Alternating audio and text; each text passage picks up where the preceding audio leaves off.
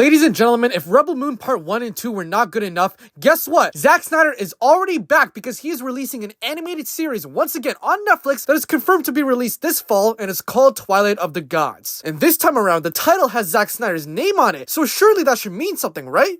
Well, kind of, but the reason why it's probably not the reason you want to hear. Because Twilight of the Gods is an adult animated show that is being directed by Zack Snyder for only the 1st and 8th episode. That's right, so whatever vision he has for this, he's not bringing all of it to life. Now you may be wondering, okay fine, but his name is still in the title, like what does that even mean? Is he a producer or something? Well yeah, he is, but more importantly, this chucklenut is a writer for the show, which is so much worse to hear than if Zack Snyder was directing. And everyone knows that Snyder is a good director and can make pretty movies, but there's not a single soul out there that believes that Snyder is a capable writer. And the fact that this show is explicitly saying it's from Zack Snyder, which is a big deal in show business because it means that this show was written by Zack Snyder with little to no help, which sucks. Now the obvious reason why this show is being promoted heavily for it being a Snyder project is probably because 1, nobody was going to watch it otherwise, or 2, the show is just really bad, and they have to rely on marketing to ensure the success of the show. But besides the point, what is the plot of the show at least? Well, according to Snyder, he explained that this show is about a king and a queen that want to get married.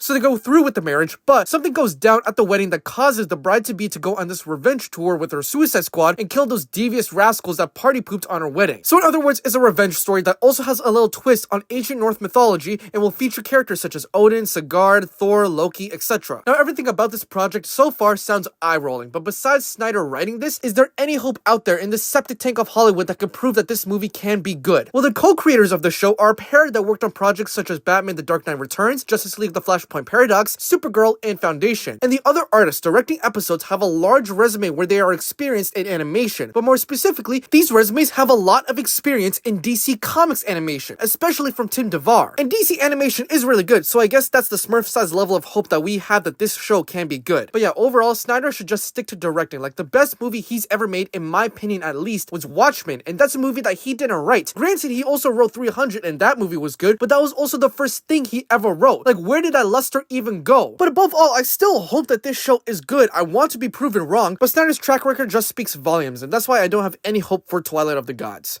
But yeah, that's it. Bye.